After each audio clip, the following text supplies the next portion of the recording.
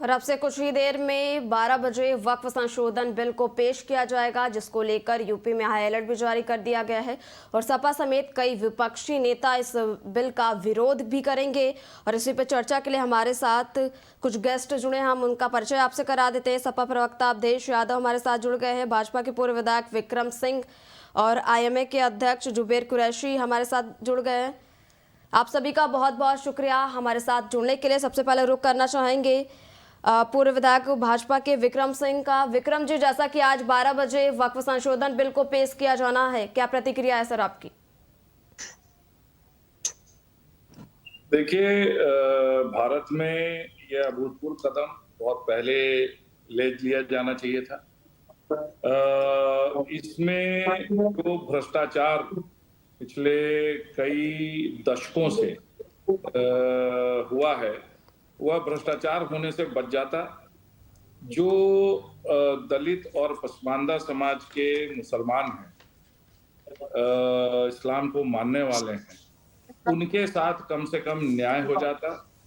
वो लोग जो उन पदों पर बैठे हुए हैं, उनकी तहकीकात हो जाती कि इन लोगों ने दूसरे लोगों के साथ मिलकर कैसे जमीनों को वक्फ की बेचा, वक्फ की जमीनों पर नाजायज कब्जे किए। और ये बहुत कुछ ऐसा संभव था कि देश में समरसता का माहौल और गरीबों और दलितों के प्रति एक सकारात्मक माहौल बनता। लेकिन लगातार वक्फ को एक हक की चीज मानकर देश में तीसरे नंबर की लैंड बैंक इकट्ठा कर ये जो देश के अंदर नाटक रचा गया, ये तो जमींदारी उन्मूलन के समय ही समाप्त करने वाला योग्य चीज थी। देश में यदि जमींदारी का उन्मूलन किया जा सकता है, एक्स्ट्रा जमीनों को लेकर गरीबों को बांटा जा सकता है, तो देश के अंदर ठीक है विक्रम जी, आपके पास वापस आएंगे। रुक कर लेते हैं अवधेश जी का। अवधेश जी, जैसा कि आज वक्फ संशोधन बिल विधानसभा लोकसभा में पेश किया जाएगा, क्या प्रतिक्रिया है सर आपकी?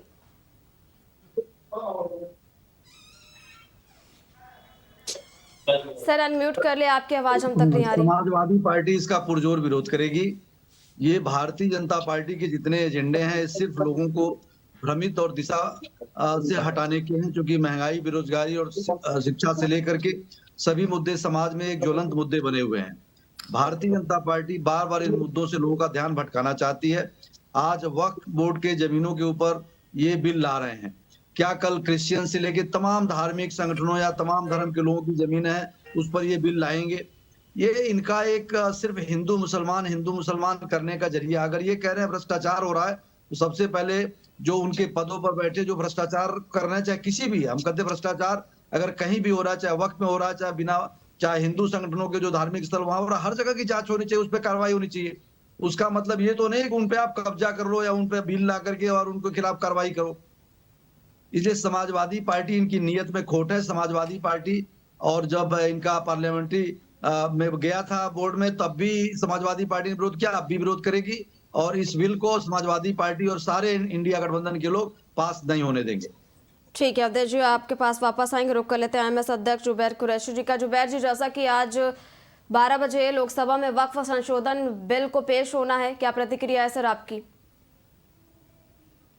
देखो, प्रतिक्रिया यही है कि काला बिल है और मुसलमानों के चैन सुकून को खत्म तो करने वाला ही है, लेकिन देश को गृहयुद्ध की तरफ धकेलने वाला ये बिल होगा। क्योंकि ये बिल जो है, ये मुसलमानों की आस्था पर ठेस पहुंचाने वाला है। ये हमारे अल्लाह के नाम से की हुई वक्फ जो जमीन है उसमें छेड़छाड़ करने वाला बिल है। इस बिल की वजह से जो दिक्कतें परेशानी होगी वो पूरे देश को झेलना पड़ेगी। क्योंकि ये बिल जो है, इस बिल से हमारी जो पर्सनल जमीन जो है, जिसमें किसी का कोई हिस्सा नहीं है, आप उठा के देखो इतिहास को या संविधान को देखो आप, इसके लिए मुस्लिम पर्सनल लॉ बोर्ड जो बना हुआ है, इसके खुद के कानून है, खुद का जज है। यानी कि इसमें संविधान ने इतनी भी इजाजत नहीं दी है कि वक्फ बोर्ड का जो केस है वो कोई अपनी देश की अदालत में चले। इसकी खुद की अदालत है, खुद का सब कुछ है, इसमें जज भी खुद के है। अब इसमें इन्होंने जो ये छेड़खानी की है कि इसमें हम दो जो है गैर मुस्लिम डाल देंगे, दो ये डाल देंगे। कलेक्टर साहब को भी इतना पावर मिल जाएगा कि कलेक्टर साहब भी हमारी वक्फ की जमीन को किसी को भी अलॉट कर देंगे। और नगर परिषद के जो सभापति होते हैं, महानगर के जो मेयर होते हैं, उनको भी इतना पावर मिल जाएगा कि हमारी जमीन जो मस्जिद के नीचे, मदरसे के नीचे, हमारे हॉस्टलों के नीचे या हमारी जितनी भी धार्मिक संस्थाएं के नीचे जमीनें हैं, वो कोई भी किसी को भी अलाउट कर देंगे। देखो, ये देश को गुमराह करने वाली बात है। बीजेपी आई जब से 2014 से लेकर देश में प्रोटेस्ट हो रहे हैं, देश के अंदर जो है हंगामा मच रहा है, रोड पे लोग उतरे हुए हैं और दंगे फसाद हो रहे हैं, मस्जिदों के सामने जो है दंगा हो रहा है, मस्जिदों पे पत्थरबाजी हो रही है, मुसलमानों के घरों पे पत्थरबाजी हो रही है। मतलब ठीक है जुबैर जी, आपके पास वापस आएंगे, रुक कर लेते हैं विक्रम जी का। विक्रम जी, जैसा कि अवधेश जी ने कहा कि सपा इसका फुल तौर विरोध करेगी। देखो, विरोध समाजवादी में आज तक जितना विरोध हुआ ना, ये जितने जुबैर जी आपके पास वापस आना चाहेंगे। उससे भी विक्रम जी की बात सुन लीजिए। जुबैर जी आपके पास वापस आना चाहूंगी। वापस नहीं लिया गया तो ये देखिए, ये जुबैर जी अभी धमकी दे रहे थे कि गृह युद्ध की स्थिति उत्पन्न होगी। जुबैर जी, गृह युद्ध होगा तो उसके लिए लोग हैं इस देश में। आप बीजेपी वाले गृह युद्ध की तरफ धकेलने वाले हो। आप कौन करेगा गृह युद्ध? आप ही करोगे ना। नहीं कह रहे कि गृह युद्ध होगा। आप नहीं कहा। गृह युद्ध की स्थिति पैदा कर रहे हो। आपने कहा गृह युद्ध की स्थिति खत्म करने कर रहे हो आप। आपने कभी देखा कोई मुसलमान लड़के नौजवान मंदिर के सामने प्रोटेस्ट किया है? अब मंदिर के सामने डीजे बजाया हो? की जमीन आपकी हो गई, पार्लियामेंट आपकी हो गई, सिस्टम में बैठे अधिकारी हमें धमकी देते हैं किलोमीटर की जमीन आपकी हो गई। आपने लिख दिया, अब हमारी जिम्मेदारी है कि हम सिद्ध करेंगे हमारे पास कोई कागज है कि नहीं। अरे आप सिद्ध करिए आपके पास कोई कागज है कि नहीं। आपने कहा कि भारत में जब से भाजपा की सरकार आई है 2014 से हमने आपकी माओं को, आपकी बहनों को, आपकी बेटियों को अधिकार दिलाया 3 तलाक खत्म करके। ये आपके लिए पॉजिटिव है कि नेगेटिव है? हमने आपके यहाँ पर देश के अंदर हमारी क्यों फिक्र कर रहे हो? देश के अंदर भाजपा के 4 मुंह है, भाजपा वाले 4 तरह से काम कर रहे हैं। एक बार प्रधानमंत्री जी कहते हैं मैं मुसलमानों में तमीज पैदा कर लीजिए। मुसलमान मेरा जैसा परिवार है और योगी जी जो है वो पूरा आप सुनिए, जो है वो मुसलमानों के खिलाफ काम कर रहे हैं। जुबैर जी आप शांत रहिए। जुबैर जी, प्रोटेस्ट हो रहा है, मस्जिदों के आगे पत्थरबाजी। जुबैर जी, विक्रम सिंह को सुनिए। आप तू कहना क्या चाह रहे हैं? जुबैर जी आप शांत हो जाइए, ऐसे तो चर्चा कर ही नहीं पाएंगे, ऐसे तो सुन ही नहीं पाएंगे ना कि विक्रम जी क्या कुछ कह रहे हैं। वक्त में आजाद होने के बाद में सर एक एक करके बोलिए। टेंशन वाली बात नहीं है। जुबैर जी उनकी बात तो सुन लीजिए। समाज को कितना खूब हुआ है, वो पैदा कर दिया आप लोगों ने। ठीक है, हम रुक करेंगे सपा प्रवक्ता अवधेश जी का। अवधेश जी, जैसा कि बोला गया है कि मतलब कई मुसलमानों ने भी इस बिल का समर्थन किया है और अभी हमने कुछ पहले मौलाना शहाबुद्दीन रजवी का बयान भी सुना जिन्होंने कहा है कि मुसलमानों से उनकी जायज जमीनें नहीं छीनी जाएंगी। तो समाजवादी पार्टी किस ओर को लेकर इसमें विरोध करना चाह रही है? कह रहे हैं हिंदू मुसलमान मत करिए, गंगा जमुनी तहजीब उनको सिखाइएगा जिनको सिखाना चाहते हैं आप। हमें पता है आपके। विक्रम जी आपके पास वापस आएंगे। विक्रम जी, देखिए, भारतीय जनता पार्टी की नीयत कभी भी ठीक नहीं रही है। ये कहते कुछ और करते कुछ हैं। इन पे कभी हम भरोसा नहीं कर सकते। आप ये बताइए, इतनी क्या आवश्यकता पड़ गई थी कि इस समय वक्फ की जमीनों पे ही इनकी निगाह थी?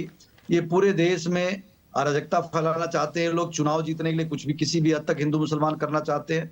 इनकी नीयत में कहीं ना मुसलमानों का भला है, ना अल्पसंख्यक वर्ग का भला है।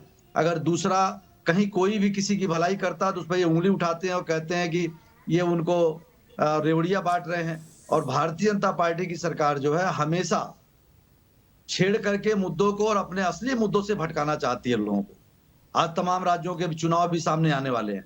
हम कह रहे हैं कि जो वक्फ बोर्ड की जमीन पे अभी तक सब कुछ ठीक ठाक चला रहा है और वक्फ एक उनकी दान दी हुई जमीन है, उसमें से अगर आपको कहीं लगता है कोई कानूनी अड़चन आ रही है तो उसमें जो उनके चेयरमैन बैठे, अन्य बैठे, अगर कोई भ्रष्टाचार कर रहा था उस पर निगाह गड़ाओ। और आप एक पूरे सिस्टम को ही डिस्टर्ब करना चाहते हो, जो समाजवादी पार्टी इस पर कहीं साथ नहीं देगी और समाजवादी पार्टी इसका पुरजोर विरोध करेगी। देश जी ठीक है। विक्रम जी, जैसा कि अवधेश जी का कहना है कि मतलब भाजपा हिंदू मुस्लिम करना चाह रही है। देखिए, भाजपा पर ये आरोप लगाना बड़ा आसान है। भाजपा के लिए आरोप लगाने वाले एक भी ऐसा कानून इस देश में बता दें जो भारत में भाजपा के कार्यकाल में ऐसा कानून बना हो जो अल्पसंख्यकों के, मुसलमानों के खिलाफ हो, पहली बात। दूसरी बात, दुनिया के अंदर ये एक रवायत है, किसी भी संविधान में ये होता है, ये हदीसों में नहीं हो सकता, ये सीरा में नहीं हो सकता, ये शरिया में नहीं हो सकता, लेकिन संविधान में ये हो सकता है कि जब जब जो समस्याएं जिस भी देश के सामने आए, उन समस्याओं को ध्यान में रखते हुए कानूनों में बदलाव, कानूनों में शोधन किया जाए। और यही संविधान का काम है, इसीलिए संविधान को सबसे ऊपर माना गया है हर देश में।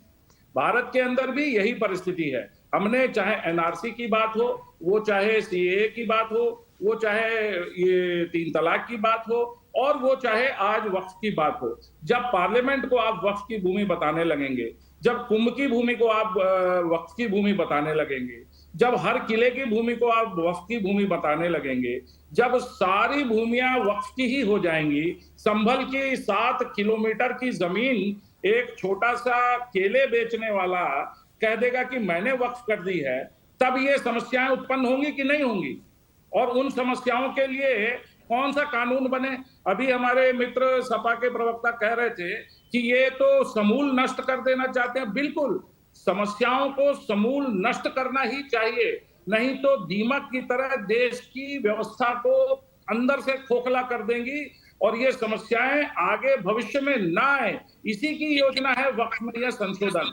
और कृपया आपको मैं एक चीज और बता देना चाह रहा हूँ, समाजवादी पार्टी के प्रवक्ता यहाँ बैठे हैं कि देश आपके और आपके इंडी गठबंधन के लोगों की तरफ देख रहा है कि कौन कौन लोग हैं जो वक्फ बोर्ड की जमीनों को हल नहीं होने देना चाहते हैं।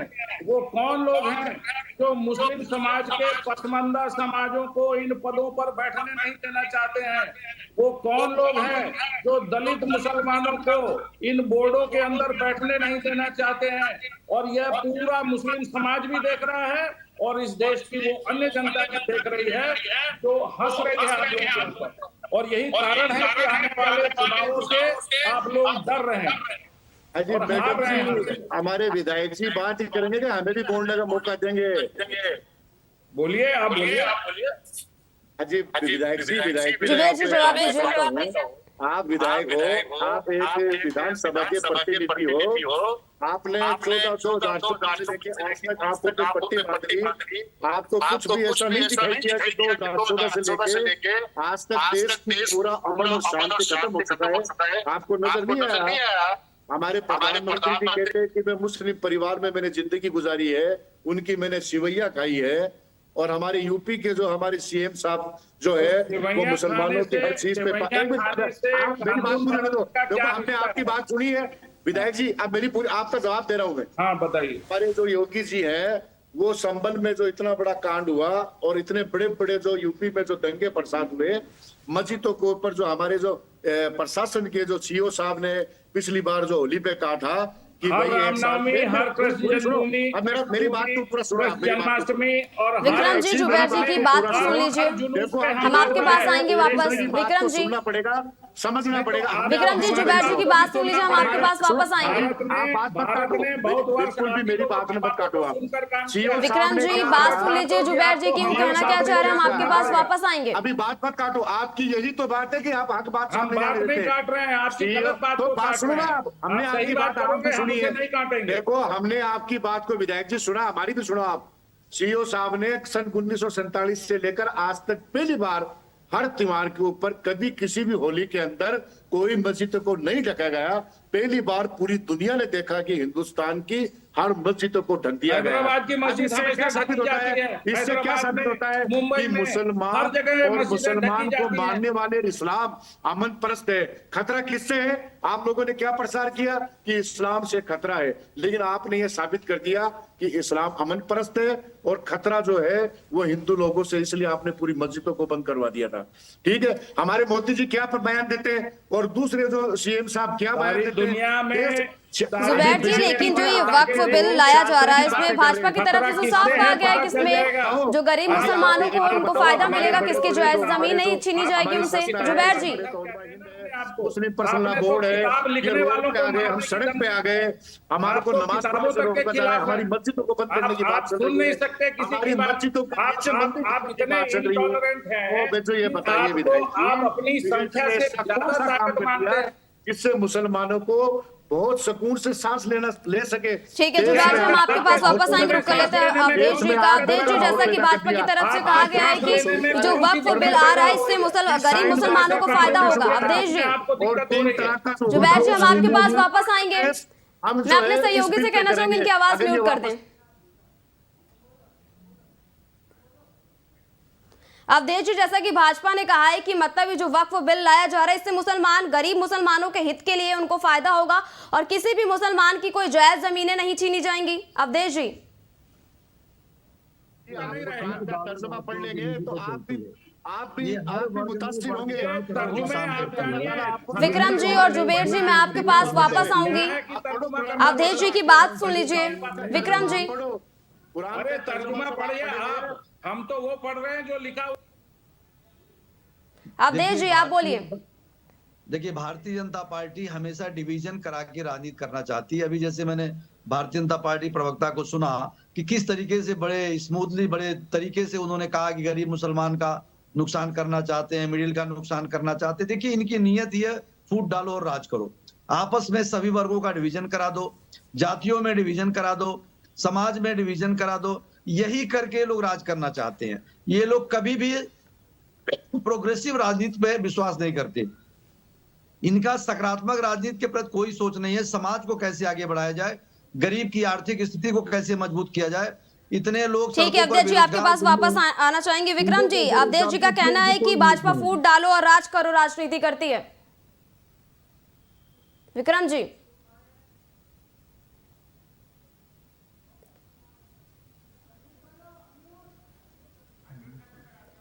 विक्रम जी, आप अनम्यूट कर ले, आपकी आवाज हम तक नहीं आ रही। देखिए, फूट डालो शासन करो की जो बात ये कह रहे हैं, ये पीडीए किसने बनाया है? ये पीडीए फूट डालने की तो योजना है। ये फूट डालकर ही राज करना चाहते हैं, वरना एक परिवार का राज इस देश के अंदर हो ही नहीं सकता जब तक वो परिवार देश के अंदर फूट ना डाले। 80-20 की राजनीति कौन कर रहा है विक्रम जी? है जी, 80-20 की राजनीति कौन कर रहा है? 80-20 की राजनीति, 80-20 की राजनीति आजादी के पहले की राजनीति है। और अगर ध्यान दिया गया होता आजादी के पहले तो ये पाकिस्तान और बांग्लादेश नहीं बनते। इसलिए ये राजनीति जरूरी है। भारत को एक रखना है तो सबको इसके अंदर रहना सीखना होगा, सबको इसके कानूनों का पालन करना होगा। किसी विशेष समूह के लिए, अवधेश जी, मैं आपको आराम से सुनता हूँ, इसलिए आप भी सुनिए कृपया, कि जब किसी विशेष समूह के लिए कानून आप बनाएंगे तो और विशेष समूह खड़े हो जाएंगे उससे छोटे छोटे इस देश के अंदर। सबके लिए कानून एक होना चाहिए। ये हर स्वतंत्र डेमोक्रेटिक देश की पहली रजामंदी होती है। इसलिए देश के अंदर कुछ मुसलमानों के लिए कानून अलग होंगे, कुछ क्रिश्चियंस के लिए कानून अलग होंगे। ये सोच अंग्रेजों की सोच थी। उन्होंने गॉस्पेल के आधार पर, कैनन के आधार पर और शरिया के आधार पर और मनुस्मृति के आधार पर कानून लागू किए थे। भारत में ये आजाद भारत की योजना नहीं है। आजाद भारत में सबके लिए कानून होना चाहिए। इसलिए 370 भी खत्म होगी। इसलिए अन्य कोई बोर्ड होंगे जो तकलीफ दे रहे होंगे देश की अर्थव्यवस्था को, देश की रेवेन्यू की व्यवस्था को, तो उस पर भी कार्रवाई होगी। और एक तरफ आप जहां कह रहे हैं कि ये बोर्ड खत्म नहीं होना चाहिए, क्या आप ये कहना चाहते हैं कि हिंदू बोर्ड खत्म हो जाने चाहिए या हिंदू बोर्डों को अन्य मंदिरों पर बना देना चाहिए? क्या कहना चाहेंगे आप इसके ऊपर? देखिए, आज भारतीय जनता पार्टी हिंदू मुसलमान के इशू पर जाना चाहती है, जाए। समाजवादी पार्टी विकास के मुद्दे पर जाएगी और समाजवादी पार्टी रोजगार देने के मुद्दे पर जाएगी, किसानों को उनका लाभ देने के मुद्दे पर जाएगी। आप लोगों के पास कोई मुद्दा बचा नहीं है ध्यान भटकाने के लिए।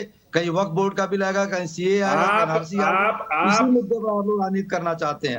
विक्रम जी, देश के सामने जो असली मुद्दे हैं ना, उसको आप लोग फ्रंट पे आने ही नहीं देना चाहते हैं। आप परिवारवाद असली मुद्दा नहीं है लोकतंत्र में। परिवारवाद असली मुद्दा नहीं है लोकतंत्र में। परिवारवाद असली मुद्दा नहीं है लोकतंत्र में। परिवारवाद, आप जितना परिवारवाद किए हो ना, सूची क्यों नहीं लेके बैठते हो विक्रम जी?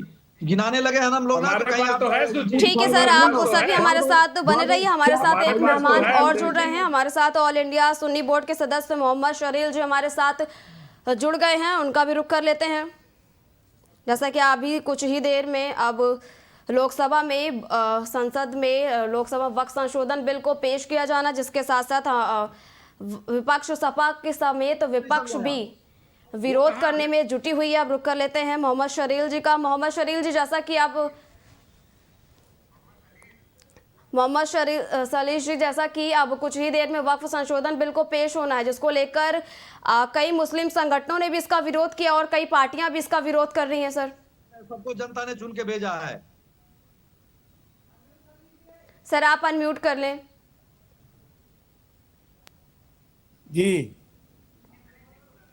जी सर, आप हाँ, क्या प्रश्न है आपका? सर, जैसा कि अब लोकसभा में वक्फ संशोधन बिल को लेकर घमासान मचा हुआ है, कई मुस्लिम संगठन भी इस बिल को मतलब नकार रही और कई पार्टियां भी इसके खिलाफ हैं। सर, आपका क्या कहना है? ये लड़ाई मुस्लिम संगठनों, हिंदू मुस्लिम के बीच की नहीं है।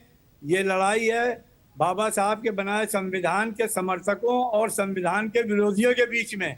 ये वानगी के तौर पर मुसलमानों का नाम लेकर वक्फ बिल को लाया जा रहा है। असल में उनकी मंशा ये है कि भारत के संविधान को, जिसे एक दलित बाबा साहब भीमराव अम्बेडकर ने बनाया है, वो इन मनुवादियों को कबूल नहीं है। आज पार्लियामेंट के अंदर इस बात का फैसला होना है कि आया कि ये देश बाबा साहब के संविधान से चलेगा या मनुस्मृति से चलेगा।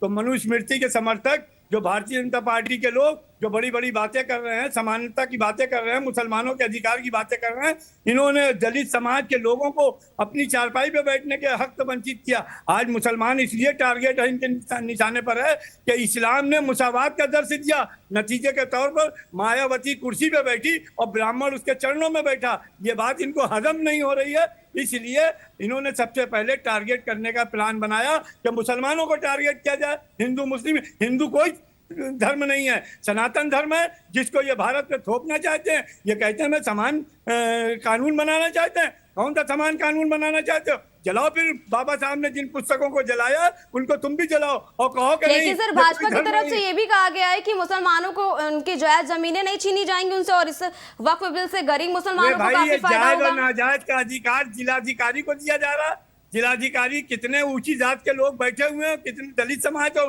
मुस्लिम समाज के लोग बैठे हैं। जिस प्रॉपर्टी में जिलाधिकारी ने कह दिया कि ये विवादास्पद है और वो प्रॉपर्टी जो है सरकार के खाते में चली जाए। लेकिन सर, हमने कई ऐसी रिपोर्ट देखी जिसमें वक्फ की जमीनों पर इमारतें खड़ी हैं, जबकि वक्फ की जमीनों पर मस्जिद के लिए और या फिर कुछ धार्मिक चीजों के लिए। भारत के हितैषी हैं, मुसलमानों के हितैषी नहीं है। भारत के हितैषी हैं। हम भारत के हितैषी हैं, आप भारत के हितैषी नहीं हो। आप भारत के हितैषी नहीं हो। आपके कहने से हिंदुस्तान कभी ना कहो। आप वरना हिंदुस्तान कभी ना कहो। ये भारत है। ठीक है, ठीक है, ठीक है, ठीक है। अब लोकसभा में वक्फ संशोधन बिल पेश होने के बाद देखना होगा कि मतलब क्या मुसलमानों के लिए क्या इसमें प्रावधान रखे गए हैं। फिलहाल आप सभी का बहुत बहुत शुक्रिया हमारे साथ जुड़ने के लिए। अब आज लोकसभा में वक्फ संशोधन बिल पेश होना है और नंबर गेम भी इसमें महत्वपूर्ण माना जा रहा है, जिसको लेकर यूपी में भी हाई अलर्ट जारी कर दिया गया है और लगातार सपा समेत कई विपक्षी पार्टियां इस बिल का विरोध करने में जुटी हुई हैं।